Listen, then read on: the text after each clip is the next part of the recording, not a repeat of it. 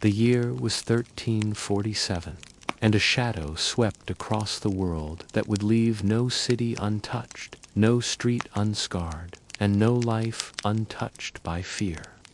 In the bustling markets of Florence, merchants fell silent, their wares abandoned, as death moved like a spectre through the crowded lanes. In London, the roar of the Thames trade was replaced by an eerie hush, punctuated only by the tolling of funeral bells and the groan of carts laden with bodies. Ships arrived from distant ports carrying more than spices or silk. They carried an invisible terror that would claim half the population before the survivors even realized the scale of the catastrophe. Entire neighborhoods emptied overnight, leaving behind abandoned homes, shuttered windows, and the faint, lingering smell of decay that clung to the air. Across Europe, from the canals of Venice to the hills of Paris, the same story unfolded with grim consistency. Families huddled inside their homes, afraid to step into the streets, where neighbors, friends, and even relatives might collapse at their feet. The sick were left in isolation, often dying alone, while the healthy fled to the countryside in desperate attempts to escape the invisible hand of mortality. And yet, amid this darkness, cities endured. Their walls remained standing, their institutions staggered but functional, and their people, though decimated, persisting. How did they survive when every instinct, every law of nature seemed to signal the end? What hidden mechanisms allowed urban centers to endure when half their inhabitants vanished, leaving behind streets of silence and terror? The history of cities under siege from disease is not merely a tale of death and despair. It is also a story of resilience, adaptation, and the relentless human instinct to survive. Long before the Black Death arrived in Europe, cities had faced the trials of smallpox, plague, and typhus. Ancient Mesopotamia, with its dense urban settlements along the Tigris and Euphrates, experienced early outbreaks that left communities struggling to maintain social cohesion.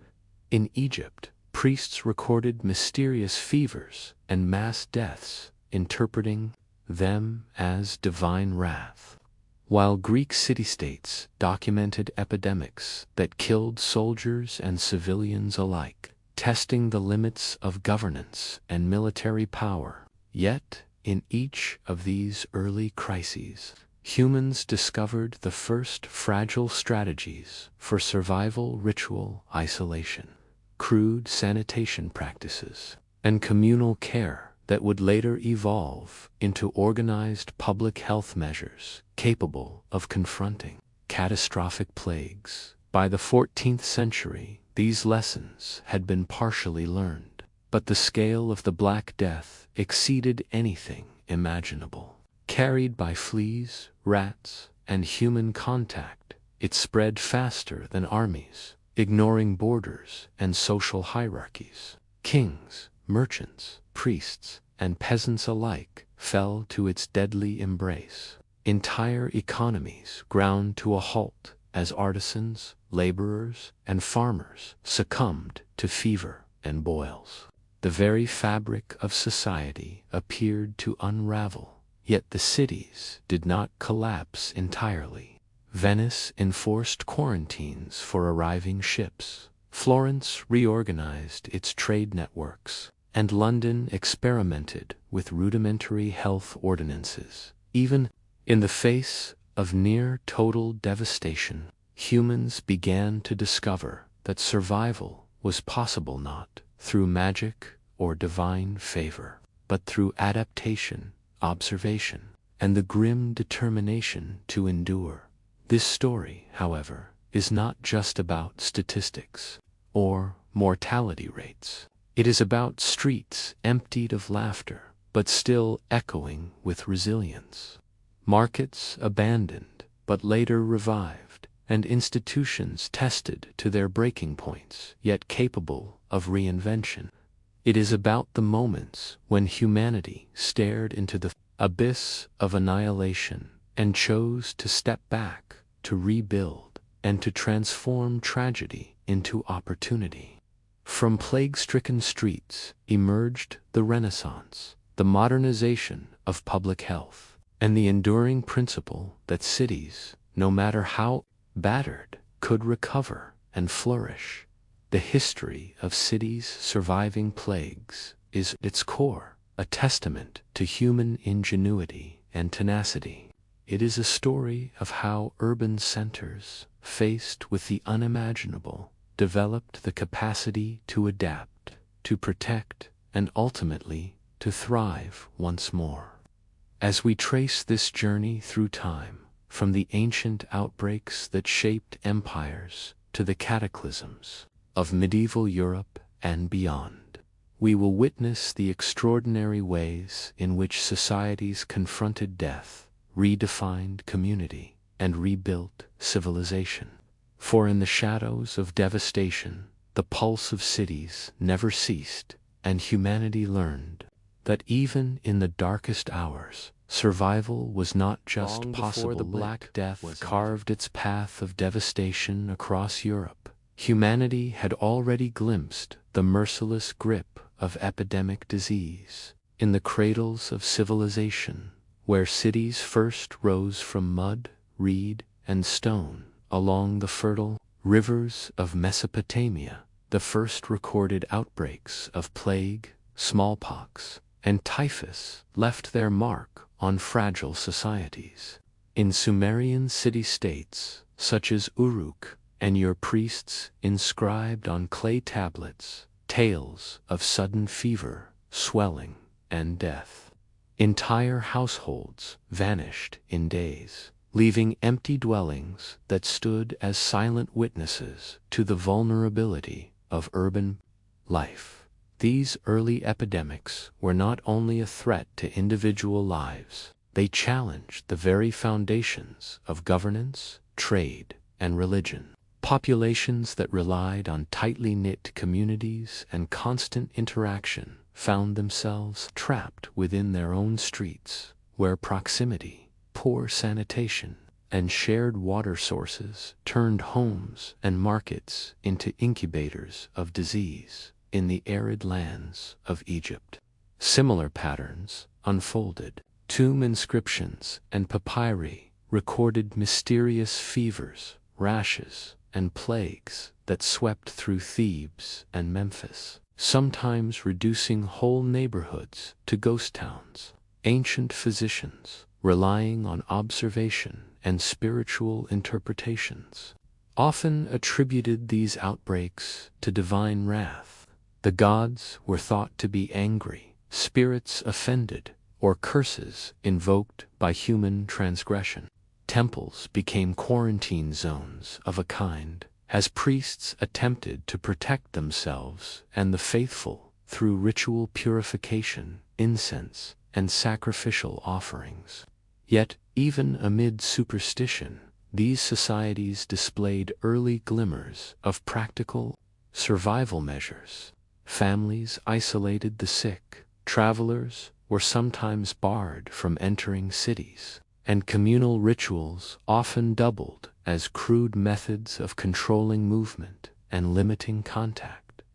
Across the Mediterranean, the city-states of Greece faced their own deadly challenges. During the Peloponnesian War, Athens suffered a mysterious epidemic in 430 BCE. Later described by the historian Thucydides. The disease, likely typhus, or a form of plague, spread through the overcrowded city, killing tens of thousands and stripping the polis of its strength. The densely packed urban environment, combined with inadequate sewage systems and reliance on shared water, created perfect conditions for contagion. The Athenian experience illustrated a harsh reality. Cities, as centers of culture, commerce, and governance, were also the most vulnerable. Leadership faltered under the strain, social norms broke down, and fear of the invisible enemy permeated every corner of the city. Yet, even in the midst of panic, survival instincts began to emerge. Families learned to avoid crowded spaces. Communities devised rudimentary isolation practices, and religious rituals inadvertently slowed the spread by discouraging unnecessary contact. Mesopotamia, Egypt, and Greece share a common lesson. The first plagues were not merely biological phenomena, they were social and cultural earthquakes.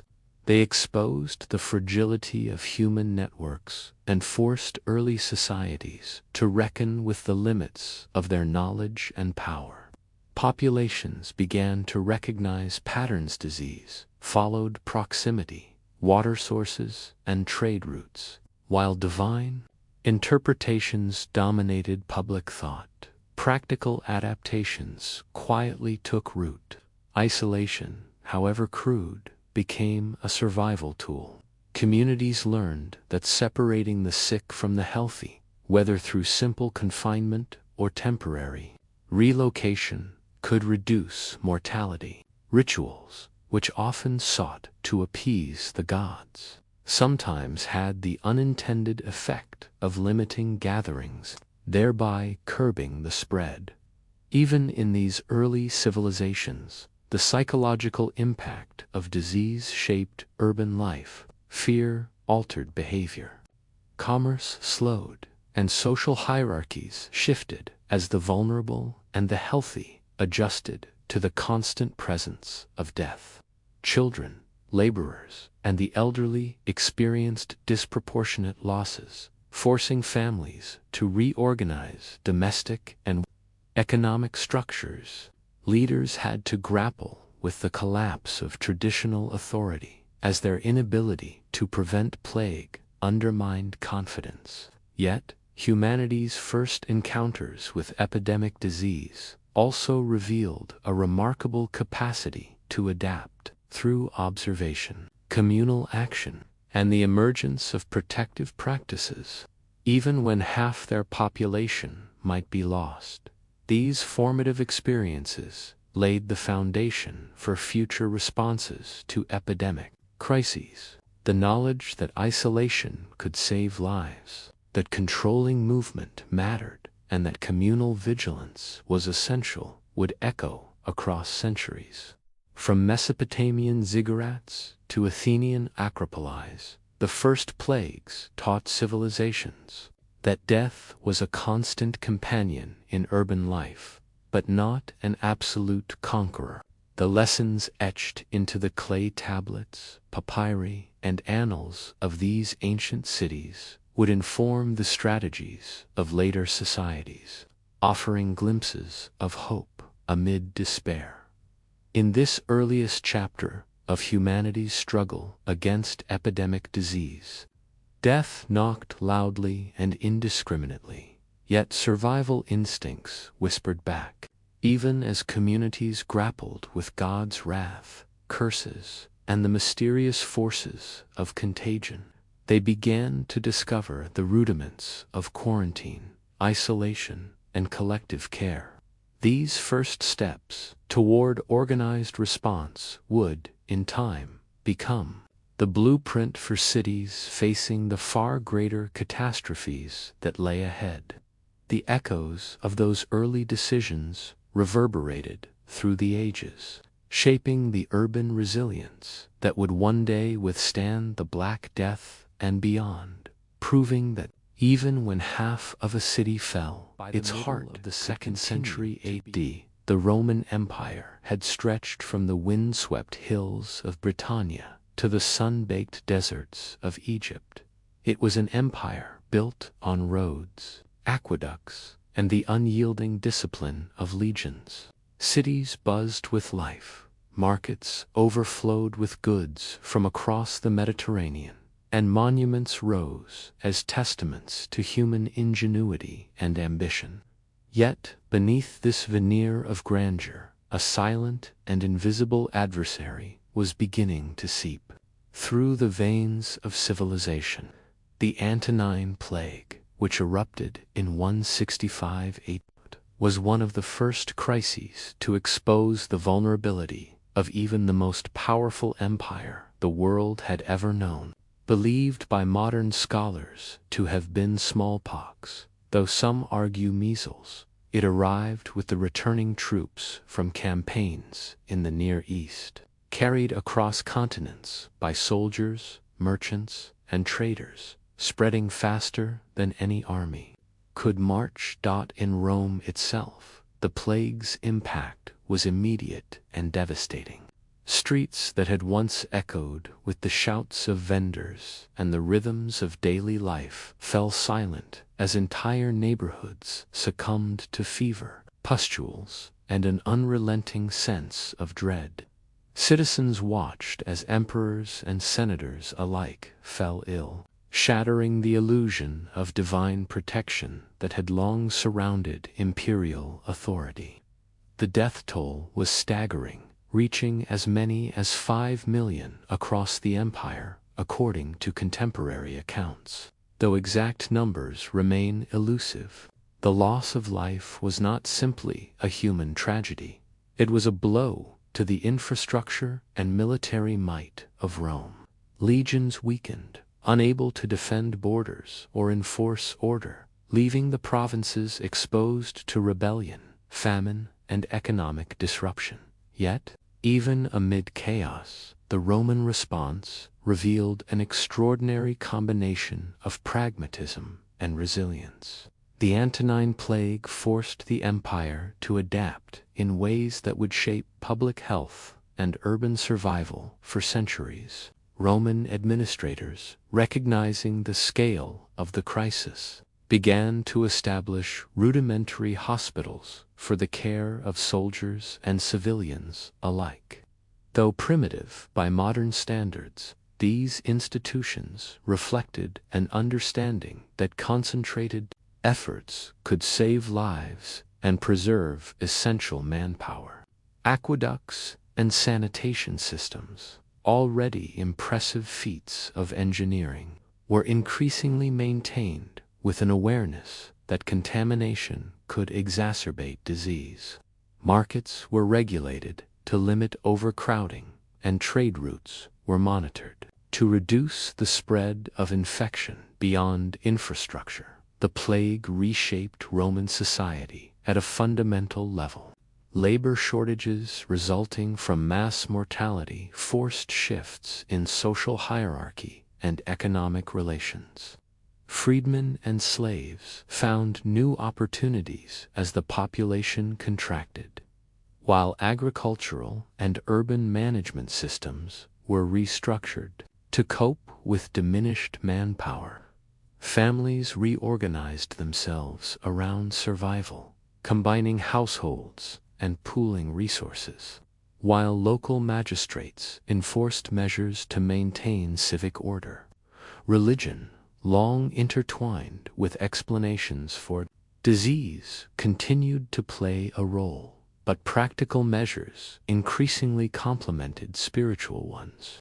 Temples and priests served as centers of care, providing food and shelter to the afflicted, and sometimes inadvertently reinforcing practices that slowed transmission, such as isolation or avoidance of large gatherings. The empire would face another catastrophic outbreak in the 3rd century, the Plague of Cyprian. Beginning around 249 AD, it struck with relentless ferocity, lasting for more than a decade and compounding the empire's existing vulnerabilities. Chroniclers described streets lined with corpses, daily funerals that seemed endless, and the constant gnawing fear that death could strike at any moment. This plague was different in scale and societal impact. Entire urban centers saw their populations halved, trade faltered, and famines erupted as fields went untended. The psychological toll was immense. Citizens faced not only physical illness, but the collapse of social cohesion and a pervasive anxiety that challenged faith in the state and the gods alike. Yet again, Rome's capacity to endure became evident. Officials recognized that survival required systemic adaptation. Military units were reorganized to compensate for losses. Fortifications were reinforced, and supply chains were adjusted to sustain both the army and urban populations in cities. Public health measures became more sophisticated. Waste removal was prioritized, water supplies monitored, and regulations introduced to reduce overcrowding. These interventions did not eliminate the plague, but they mitigated its most catastrophic effects, allowing the empire's essential functions to continue despite staggering mortality. This period also highlighted the emergence of what might be considered early epidemiological awareness. Roman administrators and physicians, while lacking knowledge of germs or viruses, understood the connection between proximity, movement, and mortality. Quarantine practices, however rudimentary, were implemented. Soldiers returning from afflicted regions were sometimes isolated before reintegration, and officials occasionally restricted access to heavily infected towns. Markets and ports became nodes of control, and while commerce slowed, these measures provided a framework for preserving the life of the city itself. The resilience of Roman cities under repeated plagues was not merely the result of engineering or policy. It was also the product of cultural adaptation. Communities developed coping mechanisms that combined social cohesion with practical health measures. Families and guilds provided mutual aid, ensuring that the sick were cared for and that essential tasks, food production, water delivery, and sanitation continued even as mortality claimed neighbors and relatives. Religion adapted as well, reflecting a blend of faith and pragmatism that helped sustain morale. Perhaps most strikingly, Rome's ability to endure was evident in the long-term reinvention that followed these crises. Cities that had been shaken to their foundations gradually recovered, often emerging stronger and more organized than before. Lessons learned during the Antonine Plague and the Plague of Cyprian informed urban planning, military strategy, and public health for generations. Roads, aqueducts, and defensive structures were repaired and reinforced, reflecting an understanding that infrastructure resilience was inseparable from human survival. Administrative structures evolved to allow more rapid response to future emergencies, and knowledge gained from repeated outbreaks created a foundation for the more systematic approaches seen in later medieval and Renaissance cities. The Roman experience demonstrated a crucial principle: cities could bend without breaking. Mortality might have populations, armies might falter, and markets might collapse. Yet the institutions, networks, and social bonds of urban life possessed remarkable elasticity. Rome's adaptation was not instantaneous, and the empire never fully escaped vulnerability, but its response underscored a vital lesson for future civilizations. Epidemic disease could not be entirely prevented, but it could be managed, mitigated, and ultimately survived through a combination of infrastructure, organization, and social cohesion. Even as the empire struggled through economic contraction, political instability, and social upheaval, the lessons of survival persisted. The plague forced Romans to rethink the relationship between city and citizens, between infrastructure and mortality, and between governance and human resilience.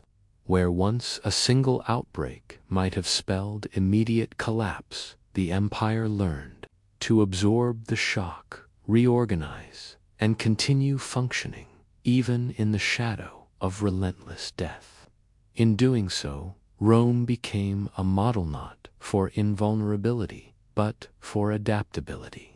Its cities demonstrated that the pulse of civilization could continue, even when the specter of disease claimed half the population. The story of the Roman Empire confronting invisible enemies is a story of both fragility and strength. It reveals the limits of human power and the ingenuity that arises in response to those limits. From the Antonine Plague to the Plague of Cyprian, Rome faced devastation, fear, and mortality at an unprecedented scale. Yet, through hospitals, public health measures, military reorganization, and communal resilience, the empire endured. Cities fell into decline, but they also rose again, learning that survival was not the absence of crisis, but the capacity to respond to it. In these moments, the Roman world illuminated a profound truth. While empires might stumble under the weight of invisible enemies, the structures of urban life fanned the adaptability of its people, could bend, endure, and ultimately survive. Rome, in this sense, was not merely an empire of stone, steel, and conquest. It was a testament to the human instinct to endure. The very streets that had witnessed daily funerals, the very aqueducts that carried water to houses emptied by plague, became symbols of resilience. They demonstrated that cities, no matter how imperiled, possessed a remarkable capacity for reinvention. From decline to recovery, from despair to cautious optimism, the Roman experience illustrated that survival was possible, not through avoidance of catastrophe, but through adaptation in its midst, even as later centuries would see new plagues and fresh waves of death. The Roman example endured as a blueprint that through observation, infrastructure, and societal adaptation, cities could withstand devastation, preserve essential functions, and ultimately rise again from the shadow of mortality. It was a lesson that would century. Europe's cities had grown into bustling hubs of trade, culture, and governance, each with its own unique rhythm, architecture, and social hierarchy. Streets were crowded with merchants, artisans, and peasants, moving between markets, guild halls, and town squares. The sound of hammers striking anvils, the clatter of horse-drawn carts, and the chatter of merchants haggling over cloth, spices, and grain created a vibrant cacophony that defined urban life. Yet, beneath this surface of prosperity and activity, the seeds of catastrophe were quietly germinating. Europe's expanding trade networks, which connected ports in Italy, France, and England to the far reaches of the Mediterranean and beyond, would become conduits for a terror unlike any previously experienced. The Black Death, a plague carried by rats and the fleas that infested them, began its inexorable march across the continent. Arriving in Sicily in 1347 and moving swiftly along trading routes, ships, and caravan paths, bringing with it unimaginable death. The arrival of the plague in major cities transformed life almost overnight. Florence, a city famed for its wealth, artistic innovation, and civic pride, became a place of shadow and silence. Streets that had once been crowded with merchants now lay empty. Artisans abandoned workshops, and markets stood desolate. Tables once piled high with goods, now covered with dust and debris. London faced a similar fate. its narrow streets and timber-framed houses providing perfect conditions for the disease to spread rapidly. Paris, the jewel of the French crown, saw neighborhoods emptied as families fled, and public squares once filled with laughter became graveyards of panic. Mortality rates were staggering, with estimates suggesting that in some cities, up to 50% of the population perished within months. Entire social strata-rich and poor alike were swept away, leaving survivors to navigate a world stripped of the familiar networks of community, commerce, and authority. The impact of the Black Death extended far beyond the immediate toll of mortality. Governments, already fragile in some regions, struggled to maintain order as the workforce vanished. City officials attempted to enforce regulations, levy taxes, and maintain public services, but the sheer scale of death rendered many administrative structures ineffective. Labor shortages rocked economies to their core, destabilizing the production of food, textiles, and other essential goods. Fields went untended, workshops stood idle, and trade slowed to a near halt. The scarcity of labor, however, also shifted social dynamics, granting surviving workers newfound bargaining power, as guilds and laborers negotiated for higher wages and better conditions, a shift that would reshape the economic landscape for decades to come. Fear and despair permeated every aspect of urban life. Faith, which had long been a pillar of medieval society, was shaken to its foundations. Clergy, once trusted as intermediaries between humanity and the divine, were themselves decimated by the plague.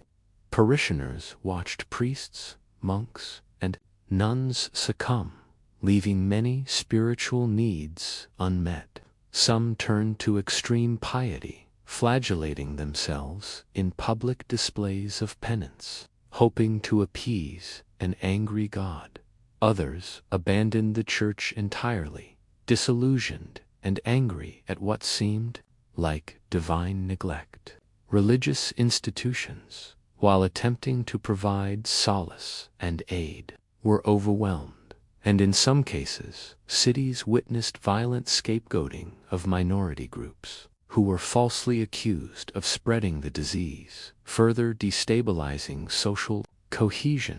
Amid this chaos, survival itself became a daily struggle. Families buried loved ones in mass graves, often without ceremony, and the sick were isolated in homes or rudimentary hospitals, known as pestoses. The psychological toll of seeing neighbors, friends, and family members vanish was profound, leading to widespread anxiety, depression, and even madness. Children were left orphaned, households fractured, and civic life slowed to a crawl. Yet, remarkably, despite the magnitude of destruction, cities did not vanish entirely. It seemed, in the face of such devastation, that civilization itself might crumble. But the cities refused to die. Florence, for example, began to experiment with public health measures, even amid panic. Authorities attempted to limit the movement of individuals from infected areas, close markets temporarily, and impose basic sanitation measures.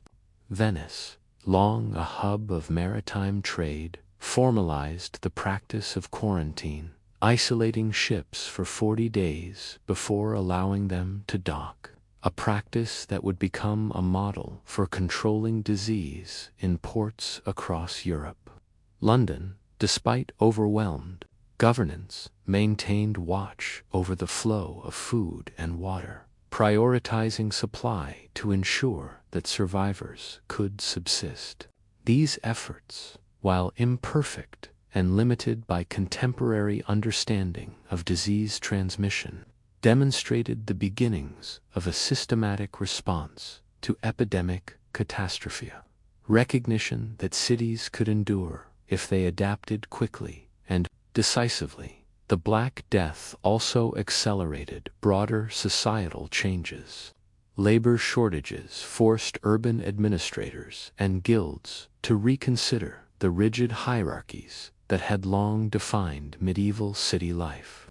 Surviving workers leveraged their scarcity, demanding higher wages and better living conditions. Landowners and business owners, desperate for labor, were compelled to acquiesce. This shift in power dynamics contributed to long-term social transformations, undermining feudal structures and paving the way for new economic models. At the same time, the decimation of populations prompted a re-evaluation of urban planning and sanitation as communities recognized that densely packed neighborhoods, poor waste disposal, and contaminated water sources had exacerbated mortality. These lessons, learned in the crucible of catastrophe, would inform urban development for centuries. Despite the overwhelming death toll, cities found ways to preserve the continuity of life. Merchants adapted supply chains, artisans maintained workshops in safer areas, and civic authorities established rudimentary public health ordinances to protect the remaining population.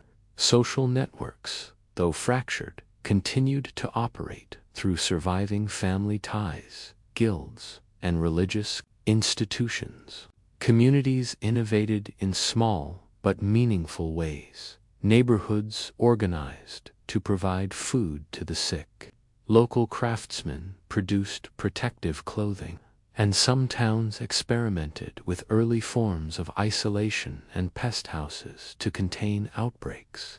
These measures were imperfect and inconsistent, yet they demonstrated an emerging understanding of the necessity of organized response in preserving urban life. Psychologically, the experience of surviving the Black Death left an indelible mark on European cities. Art and literature began to reflect themes of mortality and human vulnerability, while religious thought increasingly emphasized preparation for death and reflection on the fragility of life. Medical practitioners, though limited in knowledge, began to observe patterns in symptoms and transmission, setting the stage for later advances in understanding disease. Even in the face of enormous loss, survivors carried forward lessons in resilience, community adaptation, and practical problem-solving.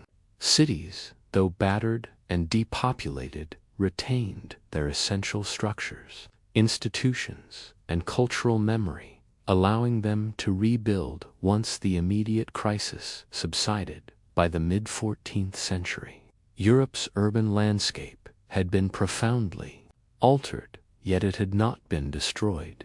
Streets that had been emptied of life gradually refilled, markets reopened, and trade networks cautiously resumed. Florence, London, and Paris, cities that had lost half their populations, emerged as the foundation for cultural and economic recovery. The Black Death had exposed weaknesses in urban infrastructure, social hierarchy, and governance, but it had also revealed the remarkable capacity of cities to absorb shock, adapt, and endure. In this way, the devastation of the plague became both a catastrophe and a catalyst, reshaping European urban life for generations to come. It seemed for a time that civilization itself teetered on the brink. The scale of death, the collapse of local governance, and the psychological terror could have spelled the end for Europe's great cities. Yet, against all odds, they survived. Citizens learned, often through trial and tragedy, how to respond to an invisible and relentless enemy. Practical measures, quarantine, isolation, and sanitation, were implemented alongside spiritual and psychological coping strategies. Economic structures adapted to labor shortages, while communities discovered new forms of mutual aid and support. Even as faith was shaken and mortality hovered in every street and home, the human drive to endure persisted, giving Europe's cities a chance to rise from the ashes. In the end, the Black Death became a defining moment in the history of medieval cities. It tested the limits of human resilience, governance, and social cohesion, but it also revealed the extraordinary capacity of urban centers to survive unimaginable loss. Florence, London, Paris, and countless smaller towns proved that while half of a population could vanish, the heart of the city could continue to beat.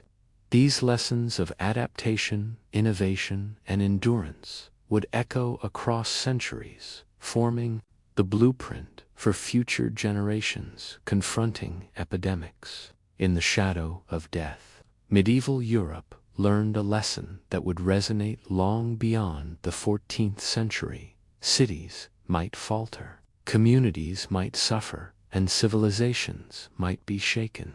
But they could endure, and in surviving, they would be forever transformed. The Black Death had transformed Europe's cities from vibrant centers of trade and culture into landscapes of fear and desolation.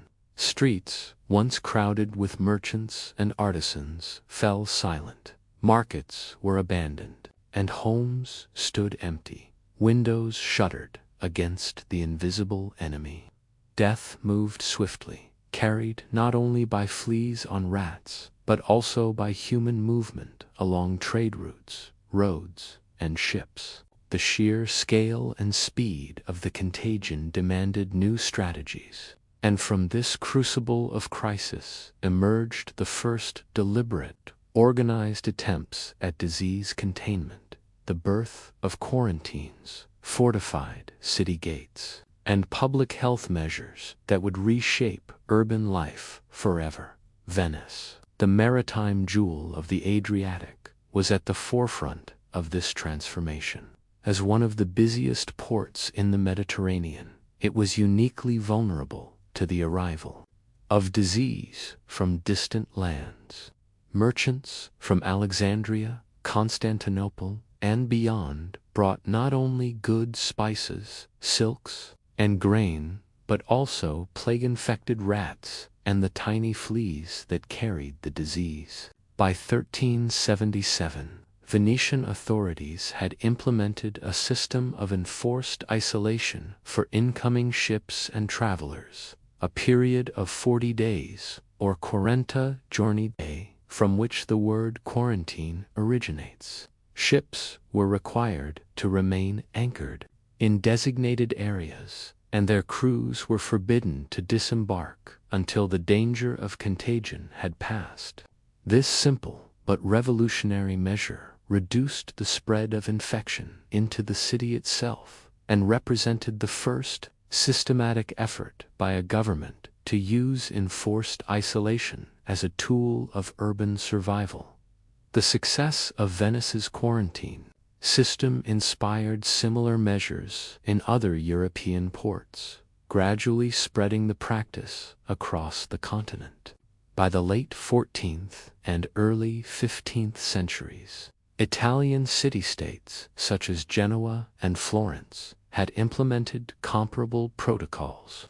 Ports became controlled spaces with watchtowers, designated anchorage zones, and strict monitoring of cargo and passengers. Even inland cities adopted versions of these controls, isolating travelers and monitoring movement along major roads. These policies reflected a growing awareness that human mobility was a primary vector of disease, and they marked a shift in urban governance. Fear, once a private experience of individual families, was now transformed into public policy designed to protect entire populations alongside quarantine.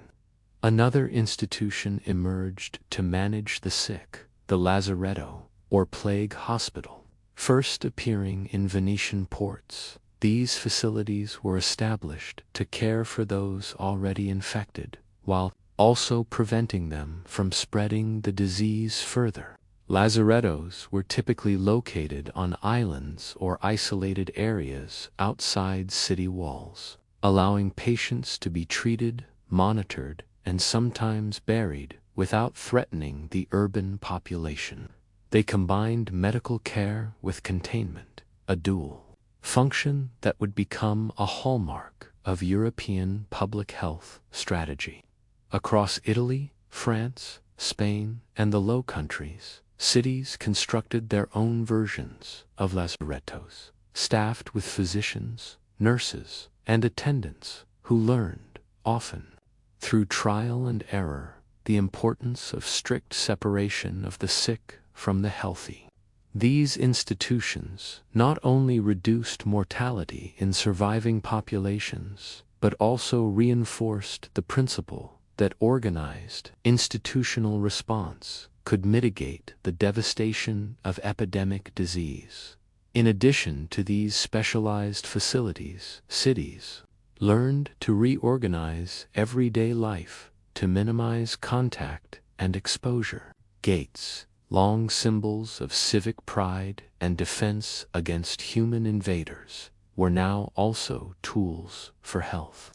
Cities that once prided themselves on openness and trade found themselves closing doors, tightening regulations on entry, and deploying guards to enforce restrictions. Within city walls, marketplaces were restructured, stalls were spread out to reduce crowding, and public gatherings were curtailed. Religious ceremonies, which previously drew large congregations, were limited, with processions and communal rituals modified or suspended altogether. The architecture of urban life itself was altered as streets were emptied and households adapted to confinement and isolation. Fear reshaped patterns of movement, commerce, and social interaction, giving rise to a new form of city life, defined by caution and control. The interplay between fear and policy during this period was profound. Municipal authorities recognized that panic could itself exacerbate the crisis, leading to flight, unrest, or breakdown of social order. By transforming fear into structured measures, quarantines, lazarettos, and controlled city gates managed not only the spread of disease, but also the psychological impact on the populace. These policies demonstrated an early understanding of what modern epidemiologists might describe as containment and mitigation. It was not enough to rely on divine intervention or superstition. Survival required deliberate action, coordinated across the municipal, social, and economic spheres. Venice's model, in particular, illustrated the sophistication of early public health thinking.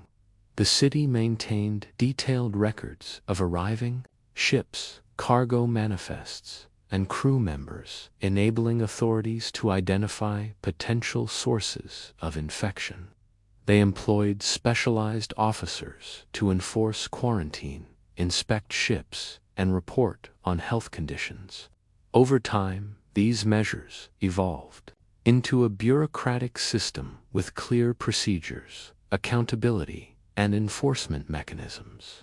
This was a radical shift from the largely reactive and ad hoc responses that had characterized earlier outbreaks. Now, cities actively sought to anticipate and control the movement of disease before it could infiltrate urban life. The social consequences of these measures were significant. Travel became more regulated, trade slowed, and the mobility that had fueled economic growth was temporarily curtailed. Yet, the imposition of quarantine and isolation also saved countless lives, allowing surviving populations to maintain enough structure to sustain trade, governance, and daily life. Families learned to adapt to confinement. Markets adjusted to staggered schedules, and artisans continued production in safer, smaller groups. Communities developed routines around sanitation, waste disposal, and avoidance of contact that, though rudimentary, laid the groundwork for modern public health principles. Moreover, the psychological impact of these innovations should not be underestimated. In a world where death could strike indiscriminately, quarantines and lazarettos provided a measure of control, a sense that human intervention could alter the course of catastrophe.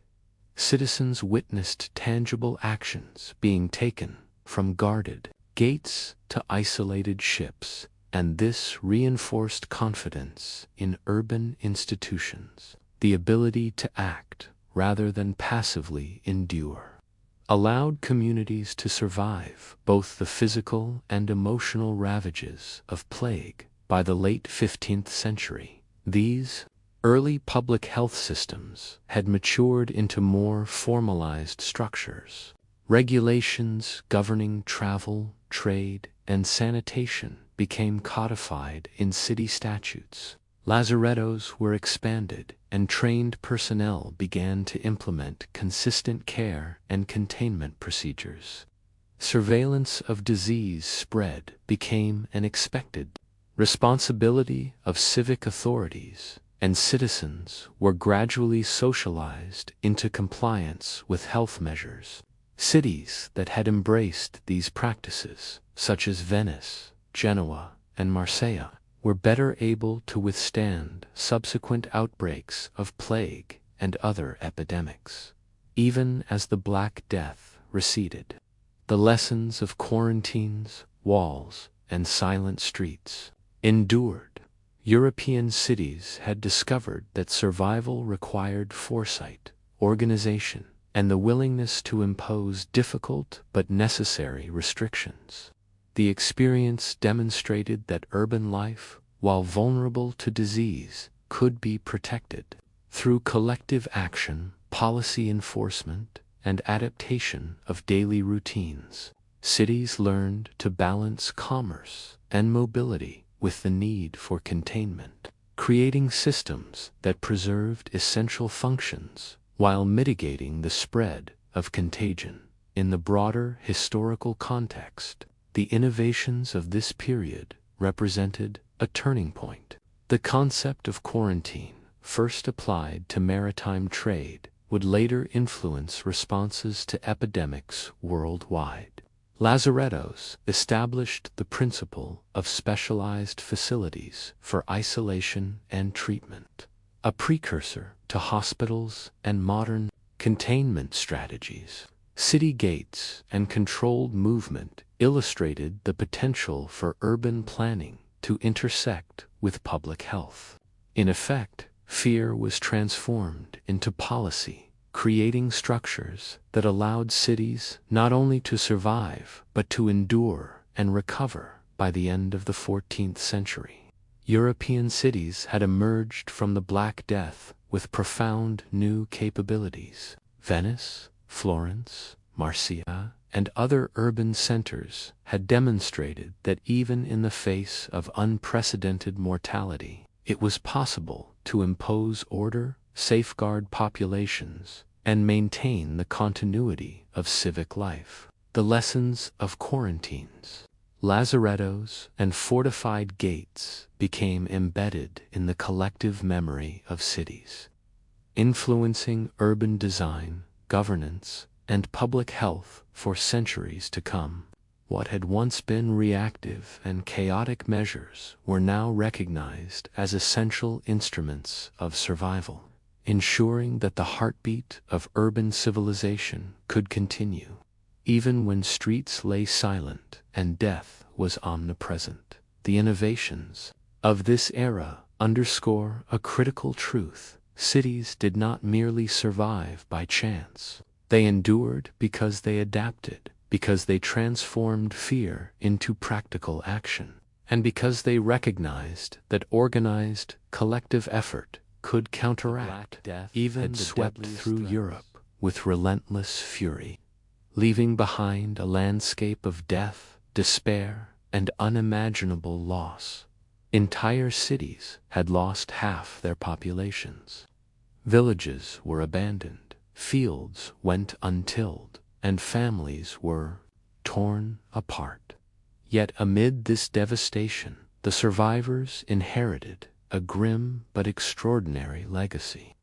Those who remained found themselves with access to wealth, property, and opportunities that had previously been unattainable. Estates of the deceased passed into new hands. Artisan workshops reopened under new management, and urban dwellers discovered that labor once plentiful and undervalued had become scarce and immensely valuable. In this stark reconfiguration of society, new hierarchies and dynamics began to emerge, altering the course of European history in profound ways. The sudden scarcity of labor empowered peasants, craftsmen, and surviving workers to negotiate better wages and improved conditions. Feudal obligations, once rigid and all-encompassing, began to crumble under the weight of necessity. Landowners desperate for manpower were forced to concede freedoms, reduce rents, and even offer incentives to attract workers back to abandoned fields and workshops. This newfound leverage shifted the balance of power within society, granting ordinary citizens unprecedented agency. In cities, guilds already influential in regulating trades and crafts found their authority amplified, as masters competed for skilled labor, allowing artisans to assert new social and economic influence. The death that had decimated Europe also created a rare window in which social mobility, economic opportunity, and personal agency expanded dramatically. Urban centers, once threatened with collapse, began to pulse with renewed life. Florence, long a hub of commerce, art, and learning, leveraged the aftermath of the plague to fuel its cultural resurgence. Wealthy patrons invested in architecture, painting, and sculpture, transforming the city into the cradle of the Renaissance. Venice, whose maritime dominance had endured despite repeated outbreaks, became an epicenter of trade, diplomacy, and banking. Its mercantile elite channeled resources into shipbuilding, commercial ventures, and civic projects, solidifying the city's status as a center of innovation and global connectivity across Europe. From the bustling streets of Bruges to the newly revitalized markets of London, cities began to rise from the ashes with vigor and ambition, demonstrating the resilience of urban life. The process of rebuilding also fueled extraordinary creativity. Artists, scientists, and thinkers found themselves working in a world that had been irrevocably altered, where old hierarchies and traditions had been destabilized. The Renaissance was not simply a cultural flowering.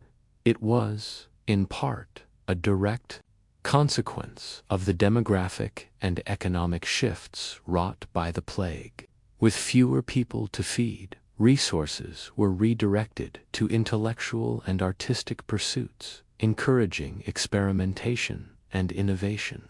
Patronage systems flourished as wealthy survivors invested in the creation of enduring works of art, architecture, and scholarship. Trade networks expanded as merchants adapted to the new economic realities, facilitating the exchange of goods, ideas, and knowledge across the continent and beyond. This rebirth was not limited to culture and commerce. Urban infrastructure underwent significant transformation. Streets were widened, marketplaces reorganized, and sanitation practices, rudimentary though they were implemented with greater awareness of the connection between crowding, hygiene, and health. Civic authorities recognized that survival depended not only on the prosperity of trade and the patronage of art, but also on the physical organization of the city itself. Water distribution, waste management, and urban planning evolved, creating the conditions for more sustainable urban life in the centuries to come. Education and learning also benefited from this post-plague renaissance. Universities and centers of learning, which had suffered losses in both faculty and student populations, gradually re-emerged with renewed focus and ambition. Surviving scholars were often given greater influence and freedom to explore new ideas. Scientific inquiry, previously constrained by religious orthodoxy and traditional authority, began to flourish. Observations of disease patterns, experimentation with medicine, and inquiry into natural phenomena all took root in this climate of curiosity and opportunity. The devastating losses of the plague paradoxically created the conditions for intellectual expansion, enabling cities to become centers not only of economic recovery, but of scientific and cultural advancement. Yet the transformation of society was not instantaneous. Recovery was gradual, marked by waves of additional outbreaks and ongoing struggles to manage labor, resources, and governance. The urban elite learned to balance commerce and public welfare, ensuring that the city could function even amid uncertainty. Survivors of the plague carried deep psychological scars, but they also carried lessons of resilience, community support, and adaptability that would inform responses to future crises. These lessons were critical, allowing European cities to maintain continuity and preserve institutional knowledge despite repeated challenges in the wake of the Black Death. Cities were reborn not as replicas of their former selves, but as transformed entities. From Florence to Venice to London, urban centers emerged as hubs of innovation, culture, and commerce, benefiting from the opportunities created by population loss and societal disruption. Art, science, trade, and governance evolved in tandem, producing a Europe that was both aware of its vulnerabilities and capable of extraordinary achievement. The ashes of devastation had given rise to a new world, one in which cities had not only survived, but had been fundamentally strengthened. This era of rebirth demonstrated the essential principle that adversity can catalyze innovation. The economic, social, and cultural transformations of post-plague Europe illustrate that while cities may suffer catastrophic loss, they also possess the capacity to adapt, reorganize, and thrive. The very structures that had been threatened, markets, workshops, universities, and civic institutions, became instruments of recovery, laying the foundations for centuries of urban prosperity. It was a testament to the resilience of human society. Even in the aftermath of unimaginable death, life persisted, creativity flourished, and civilizations following the Black Death were marked by an uneasy coexistence with disease. Plagues continued to recur across Europe from the 17th through the 19th centuries, each outbreak reminding urban populations that mortality remained a persistent and unpredictable threat. Yet, unlike in earlier eras, These centuries witnessed the gradual emergence of systematic, science-based approaches to disease management. Cities began to confront plagues, not merely with superstition, isolation, or fear, but with practical interventions grounded in observation, experimentation, and organized administration. Where once streets had echoed only with death and despair, they began to hum with the rhythms of civic planning, medical inquiry, and public works. The early modern period saw cities investing heavily in infrastructure designed to mitigate the effects of epidemic disease. Sewage systems were constructed or upgraded, replacing open gutters and waste-filled streets with channels and aqueducts that carried refuse away from populated areas. Clean water initiatives emerged in tandem, ensuring that drinking water was less likely to carry contamination from human or animal waste. Authorities established boards of health to monitor outbreaks, regulate sanitation, and enforce public health measures such as isolation, disinfection, and inspection of food markets. These boards became precursors to modern municipal health departments, representing a deliberate, coordinated effort to protect urban populations through governance rather than relying solely on chance or divine intervention. Medical knowledge evolved alongside these public health initiatives. Physicians and scientists began to observe patterns in disease transmission, recording symptoms, mortality rates, and geographic spread. Although germ theory had not yet been formalized, these early observations laid the groundwork for later breakthroughs. Hospitals, which had previously been places of rudimentary care and isolation, became centers for systematic treatment, experimentation, and training. Medical education began to incorporate empirical observation, encouraging physicians to test interventions and document their results. The combination of infrastructure, administrative oversight, and medical observation represented a profound shift in how cities confronted disease, from reactive and chaotic responses to deliberate, informed strategies. By the 18th century, urban planning and sanitation had become central to city governance. London, Paris, and Vienna invested in broader streets to reduce crowding, drainage systems to prevent flooding and stagnation, and public facilities to support hygiene. Urban populations, which were swelling due to migration and economic growth, could now be protected more effectively against recurring epidemics of plague, cholera, and typhoid. Where once bells had tolled for the dead with monotonous regularity, the focus of city life gradually shifted toward prevention and mitigation. Surveillance of disease, regulation of markets, and inspection of incoming goods became integral to municipal administration, reflecting a new understanding that disease could be managed, if not entirely prevented, through human ingenuity. Scientific discovery accelerated this transformation. The identification of germs, the development of vaccines, and the invention of antiseptics in the 18th and 19th centuries revolutionized urban survival.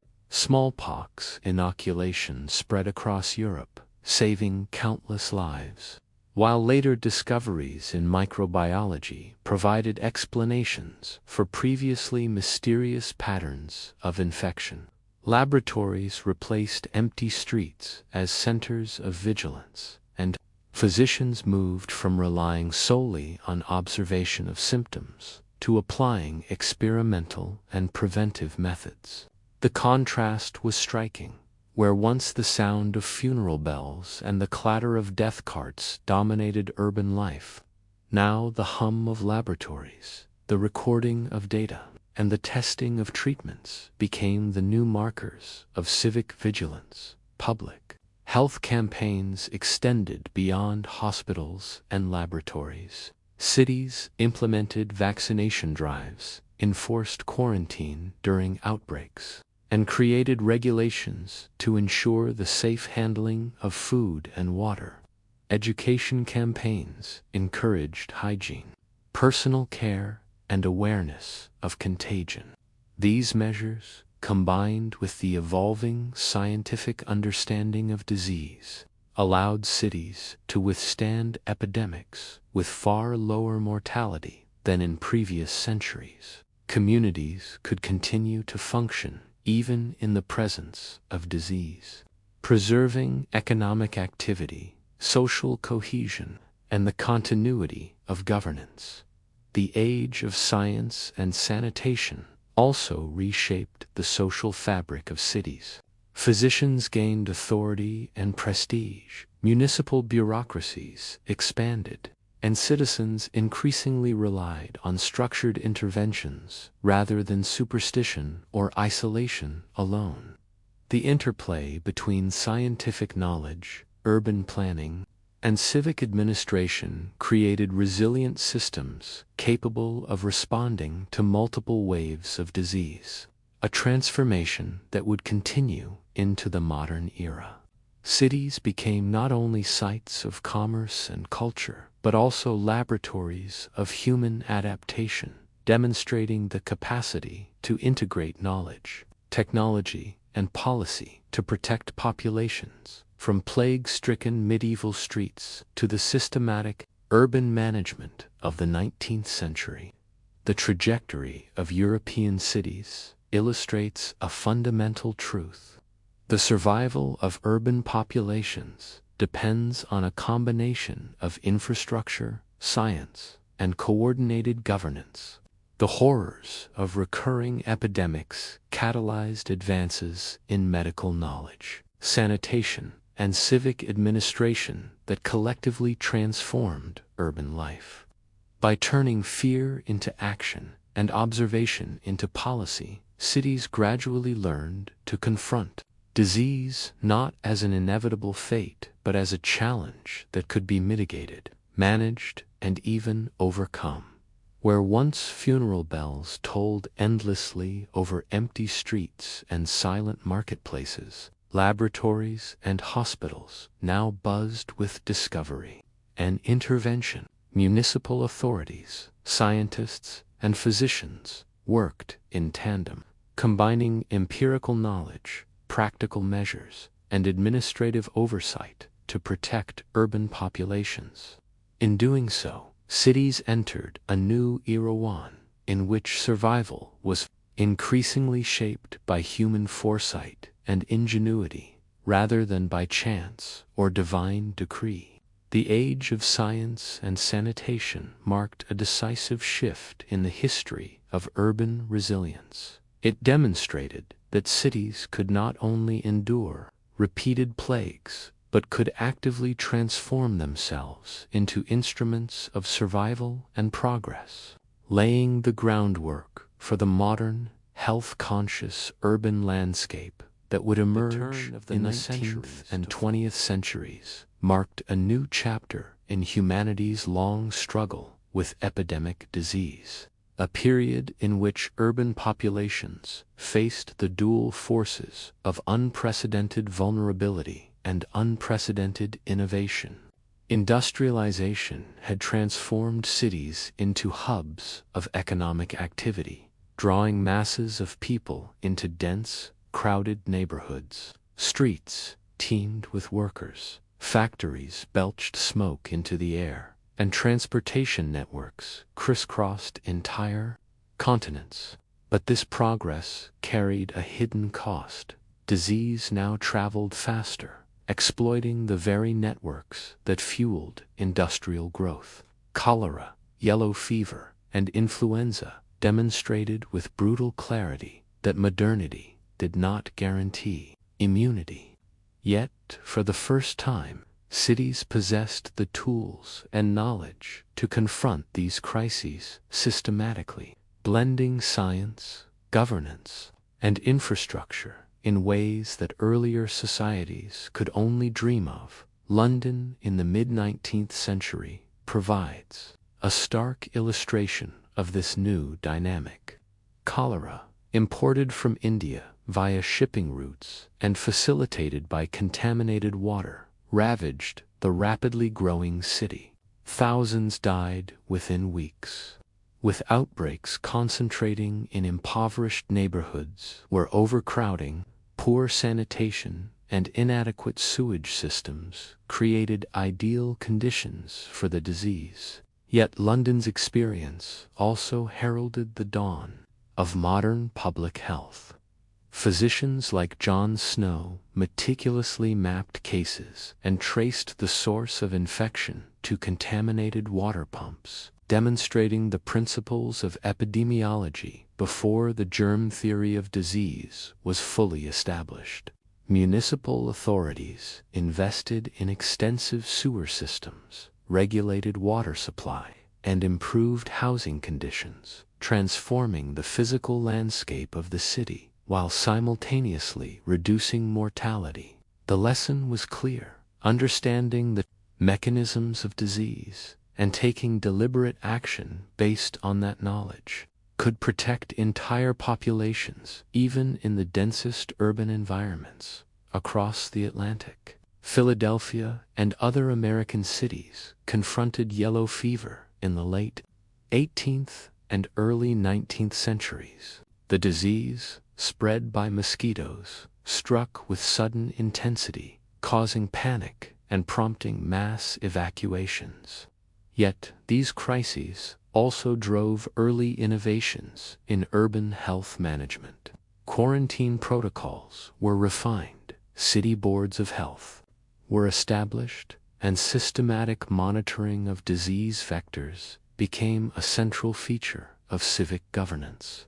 Lessons learned from yellow fever outbreaks informed approaches to sanitation, vector control, and public education, creating a model that would guide American cities through subsequent epidemics and pandemics. In each case, cities were not passive victims. They became laboratories of adaptive governance, demonstrating the ability to integrate observation, policy, and infrastructure in ways that directly reduced mortality.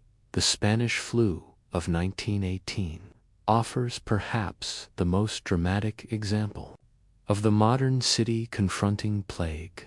In an era defined by global conflict, urban populations were exposed to rapid, relentless transmission.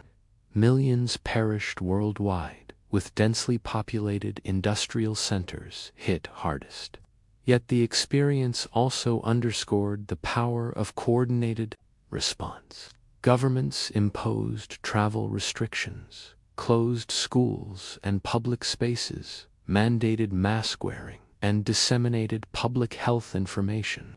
Medical research, though limited by the era's technological constraints, informed vaccination campaigns and quarantine practices.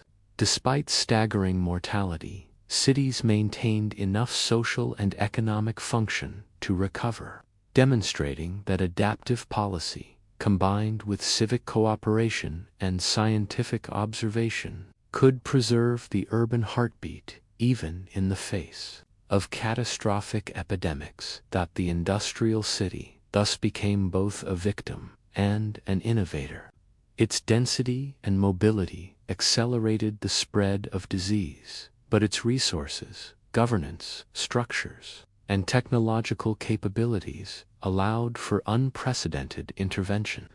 Urban populations learned to balance exposure with protection, mobility with containment, and economic activity with public health priorities.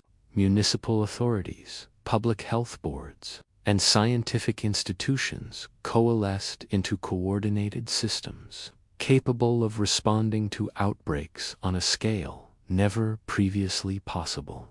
cities evolved from passive arenas of contagion into active agents of survival, illustrating a principle that had been refined over millennia. Resilience depends not on avoiding crises, but on the capacity to adapt to them. Global cooperation further amplified the effectiveness of these adaptations. International conferences, the establishment of health organizations, and the development of standardized protocols for vaccination, quarantine, and disease surveillance transformed epidemic response from a local or national concern into a coordinated global effort. Cities, now connected not only by commerce but by communication and governance networks, could implement strategies informed by the experience of others, dramatically improving their odds of survival. This interconnected approach demonstrated a profound shift where ancient cities had relied on observation, isolation, and local adaptation. Modern metropolises combined science, infrastructure, policy, and international collaboration to confront plague and pandemic threats on a global scale. Yet, despite these advances, the fundamental lesson remained the same as it had been in Mesopotamia, Rome, and medieval Europe. Plagues could strike swiftly, claiming lives, destabilizing economies, and sowing fear. Cities were vulnerable by their very nature, dense, interconnected, and reliant on human mobility. But their survival depended not on invincibility, but on adaptability. Innovations in sanitation, medicine, urban planning, and governance allowed cities to absorb shocks, maintain essential functions, and emerge from crisis capable of recovery and transformation. Epidemic disease, once a seemingly insurmountable force, became a catalyst for systemic improvement, pushing urban societies toward resilience, innovation, and foresight. Modern plagues also illuminated the social and economic dimensions of survival. Labor shortages, population displacement, and economic disruption forced societies to reevaluate social structures, distribution of resources, and the provision of public services.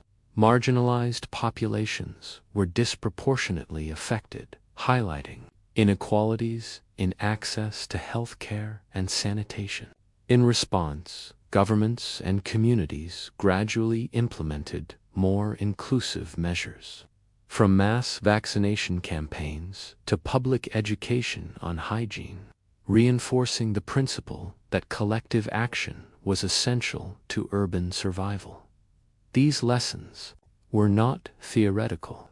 They saved lives, preserved economic stability, and prevented the collapse of municipal systems, even during the most severe outbreaks. By the mid-20th century, the combination of scientific understanding, public health infrastructure, and international coordination had transformed the urban response to epidemic disease. Cities no longer faced plague as helpless victims. They confronted it as adaptive, organized entities capable of implementing policies, mobilizing resources, and sustaining populations. Mortality rates declined in proportion to the efficacy of these interventions, demonstrating that knowledge, preparation, and governance could fundamentally alter the trajectory of epidemics. Cities became living laboratories of resilience, testing new strategies, refining public health protocols, and continuously learning from each outbreak to improve outcomes for the next.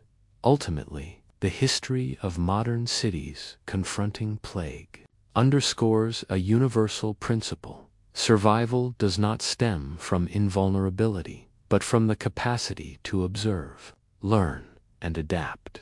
From cholera in London to yellow fever in Philadelphia, from the Spanish flu to ongoing challenges in urban public health, the narrative remains consistent. Cities endure because they are capable of transformation, because they convert fear into policy, and because they invest in the tools, knowledge, and social structures that allow populations to persist despite the ever-present threat of disease. Civilization's heartbeat, once fragile and uncertain, has been strengthened through centuries of adaptation and ingenuity.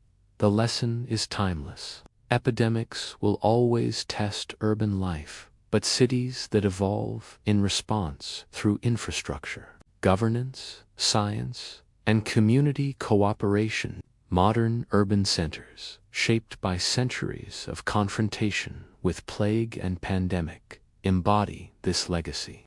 They stand as proof that humanity's greatest cities survive not by avoiding disaster, but by embracing adaptability, foresight, and the relentless pursuit of solutions.